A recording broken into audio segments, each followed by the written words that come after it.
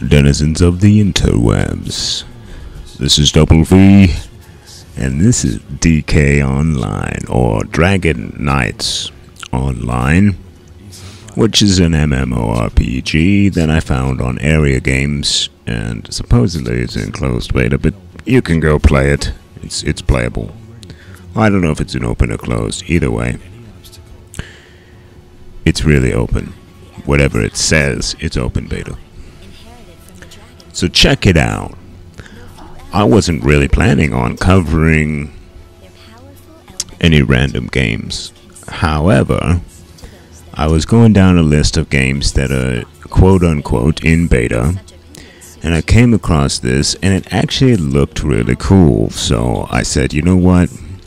I know on my drop in a log, I said, I'm probably not going to do any new games that I haven't played for a little while until a big release comes out. But I broke the rule because I thought this one might be pretty fucking neat. Now look at the starting interface where it's showing you the races and stuff. I mean, it's cool. It's really well set up. It's got a lot of entertainment factor to it already.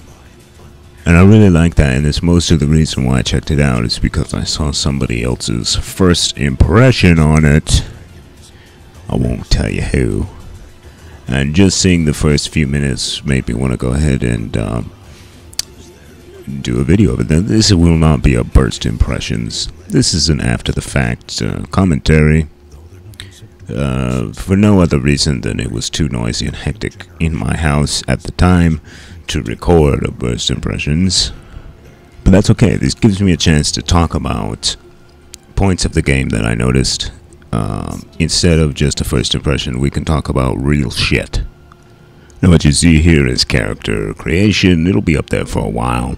But basically, the character creation had me a little bit concerned for a few reasons. One is that the races were gender locked, or they seems to be. I didn't see any option to change the gender. The other problem with that is that the races are how you get your class. You have 2 class selections for each race. So if you want to be a mage, you have to be a female. So that's one potential issue that people might have. Conversely, if you want to be a paladin, you have to be a male. Other than that, the character creation isn't too bad. You do actually have a lot of facial options and stuff like that. It doesn't use sliders, so you can't create truly unique characters like you can in a lot of other games these days. But I think for the most part, the number of options is satisfactory. Curiously, there was no skin color option, but the ones that were there were fine. But that's all that really needs to be said about the character creation. It is fairly straightforward, and like I said, overall, actually not bad.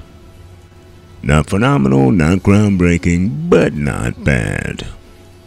Something that is worth noting, however, is that the races are actually pretty cool. The elves look dead sexy. The cat lady people are kind of a cool race in their own right. Anime-ish, but cool.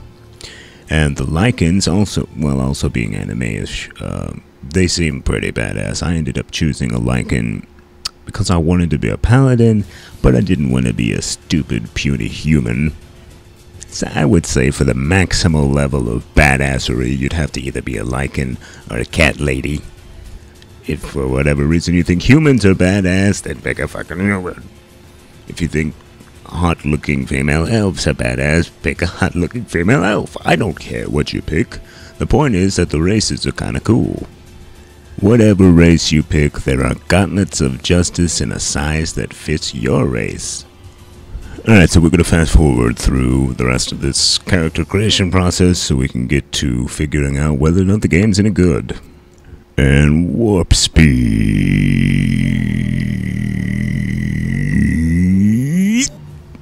Yeah, alright. Here are some story bits for a maximum spoiler factor. Races of every description. The most powerful among them were the dragons, who ruled the land with wisdom and justice to ensure peace.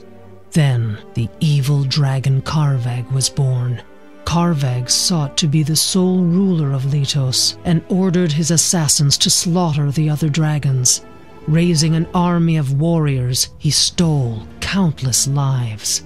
A few brave souls took a stand against Karvag's terror. They called themselves the Dragon Knights. They came from a variety of races and could offer a variety of talents, from skill with swords to skill with spells. The fight was terrible, lasting decades, but they finally managed to tear Karvag's soul from his broken body and seal both away for eternity, or so they thought. Centuries passed. The land was cleansed of every vestige of Karvag's evil. Every soldier he had driven mad and forced to fight on his behalf was exterminated, and peace swept across the land. The reality of the strife faded to legend. Those directly involved were long dead, and tales of Karvag and the Dragon Knights were reduced to mere bedtime stories. But of course, the peace could not last forever. The races of Litos began to fight amongst themselves, and the four major kingdoms sought to expand their borders and influence. Minor territory disputes swelled into hatred and prejudice, which then erupted into war and tragedy. The new violence reawakened the ancient evil. Karvag rose again and began his conquest of Litos anew. His dark forces raged into the four kingdoms. Even the animals were corrupted by his dark magic and fought alongside his armies. The very land rebelled. Refugees fled as cities crumbled. Though they pledged vengeance, they needed power. Power to repel Karvag's onslaughts and attack in return. They needed the power of the Dragon Knights. They needed to become the Dragon Knights. Alright, shit is getting serious, and Karvag sounds like a fucking dickhead. Anyway, that's the backstory for the game. I don't know, I feel like it could have been better done, but it's okay. It's more than you see in a lot of fucking MMOs, I'll tell you that much. So here we go, we jump into the game. It immediately gives you what I actually like, the simplest fucking tutorial you've ever seen, and then you just jump in. Let's go. You better have figured out how to play it already. Or if you haven't, just figure out some stuff, because honestly, it's self-explanatory. Now, I spent some time here checking out the graphics. The default settings weren't quite up to snuff, but I'll tell you what. Yeah, let's talk about the graphics for a second. From a technical standpoint, the graphics are not phenomenal. It doesn't seem to use an advanced engine. It doesn't seem to have a lot of advanced lighting or motion blur or any kind of neat stuff. No effects, really, to speak of. However, the game looks really sharp. It looks sharp and its art style is solid. To me, that's more important than technical graphics, because it just, quite simply, looks like a game that you could look at for long periods of time and not find it to be unappealing.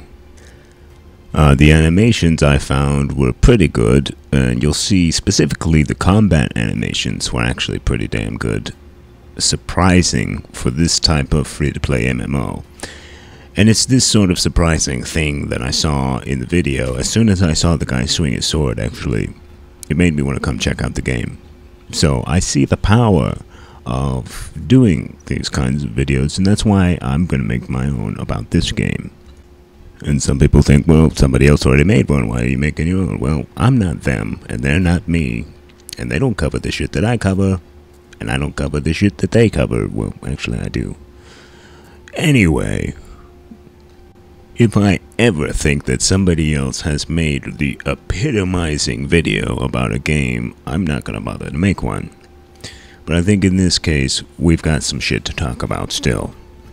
For example, the way that I like how the UI is fucking classic. This game is aiming at being that classic style of MMO, and they chose a classic style of UI. They're not trying to reinvent UIs. I see it too much these days, And what happens almost every time is that the UI ends up being fucked up because they tried to innovate too much. They tried to take nothing from other UIs. And this game doesn't do that. It takes everything from other UIs, and so you already know how it works. Now don't get me wrong, I'm not against innovation whatsoever. I just wish that people would do it well. And it's actually refreshing to see something that I already knew how to play with. And it's actually refreshing to see tab targeting and regular little skill combat systems like you see here. And it brings up an interesting point about the way gaming cycles through styles.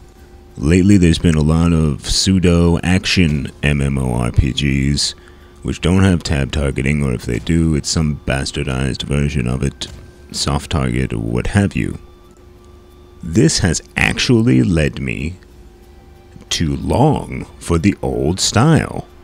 Whereas before I was like, God damn it, I wish they would come out with an action MMORPG. Now I'm thinking the opposite way around.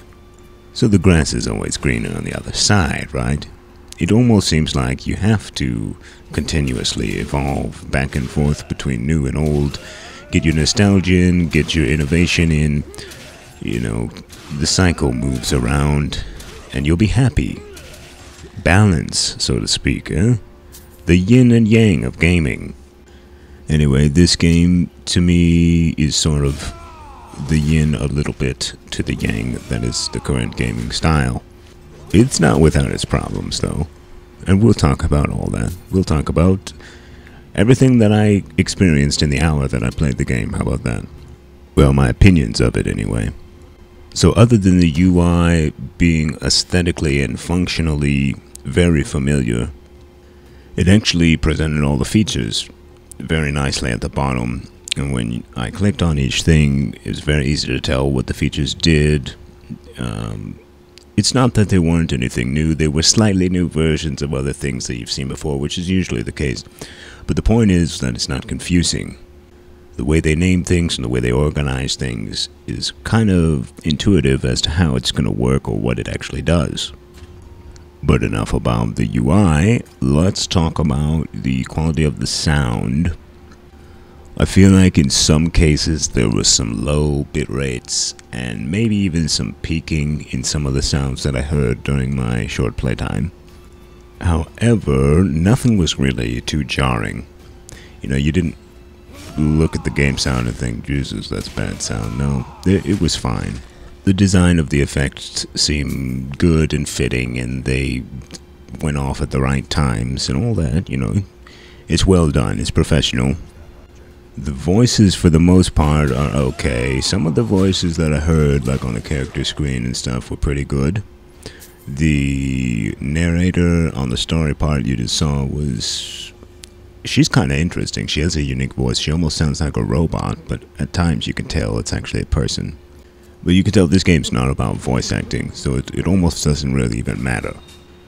The music, like, you know, the song that's playing right now, I don't consider it to be anything too special. I did really like the title music. It's action-packed and whatnot. Other than the title song, though, nothing jumped out and grabbed me so far. Worth noting, though, that it is high quality and obviously professional music. You know, a good deal of production went into the music of the game. The next category we could talk about other than sound would be maybe the controls. Now, you saw a little control tutorial when it popped up, basically telling you that these controls are like every standardized MMO these days. And I find the logic of that control scheme to be both good and bad. It's good in the sense that, yes, you're very aware of how things are going to work, but I actually find the control logic of the standardized scheme to be flawed. They use the 1, 2, 3, 4, 5, 6, 7, 8, 9 across the bottom. And when you're in a WASD scheme, let's face it, there are better buttons for your stuff that you're supposed to be performing in high action situations. You know, you need to put stuff Sure, on 1, 2, 3, 4, maybe 5. But you also need to, by default, be utilizing Q, E, R, F, you know, maybe X and C, Z, Shift, Control, you know, these things need to be in there as your action skills. You know, you don't need stuff that you're not going to be using in high action to be on any of those buttons. So I do find the controls logic still a little bit flawed, as most of the industry is. As for the functionality of such controls, most things seemed really snappy, particularly the menus and clicking on the quests from the NPCs, just really nice and snappy. I really like that. The thing that seemed slightly clunky to me was, there were two things. One, the camera. You could see it sort of flick back and forth on the minimap. It was a little clunky to kind of shift the camera around. Not a lot, not to the point where you'd think, oh, this breaks the game, but it's a minor annoyance that needs to be learned around. Other than that, the only other thing that bothered me was that the buttons of your skills they're not as responsive as I would like. What I mean by that is if you press 1 and 2 extremely fast in succession, you know, trying to prioritize it, for example, it doesn't always catch it. It seems like it wants you to press the button for a little longer than a real quick jab would do. So this is going to lead to some mistakes if you get to pushing buttons really fast. Or in my case, it was leading to mistakes in me using a macro from AutoHotkey, which is allowed in most games. But the fact of the matter is, if the buttons aren't responsive enough, it's useless to even do that stuff. Okay, not totally useless, but you can't get a good priority list out of pushing a bunch of buttons real fast in the correct order unless it's snappy enough to pick it all up. It doesn't pick up all the inputs. It'll maybe skip the 1 and 2, catch the 3, which is the third best skill you wanted to use, and then your first and second best skills got skipped for that turn. It's not a good priority system, so you'd have to actually physically keep track of each little thing, which, you know, to me, if I set my shit up for a priority list and I know that I can push those buttons real fast and get my priority done, that enables me to focus on other things in the battle, and it provides an extra level of skill in the game.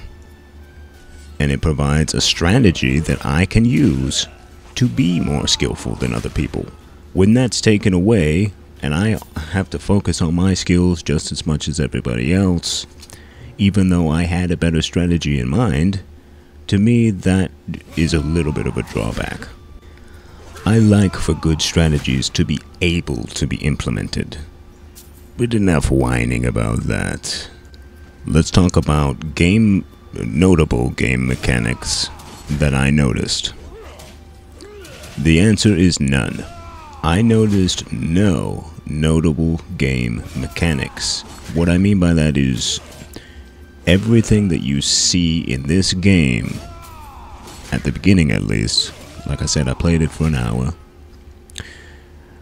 In the first hour, you're not going to see anything that you haven't seen before. Or not only that, but you're not going to see anything that isn't a hard standard by now in an MMO.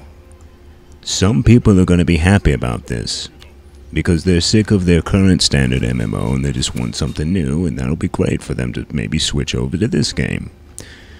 But people who crave innovation are not going to find any here, from what I can tell. You know, right now this just seems like a real classy version of Shia or something like that. And that's pretty much enough talk about the game mechanics. The other thing that I think is worth talking about in an MMO is the community vibe. And from what I saw here, there wasn't any. I didn't see anybody chatting in general. I didn't really see any other players. I saw a few. And I got to like the first town and I saw a couple of people standing around. But there was no sense of, we better party up, or I'd like to sit and talk to you for a minute, or there was no sense of sociality.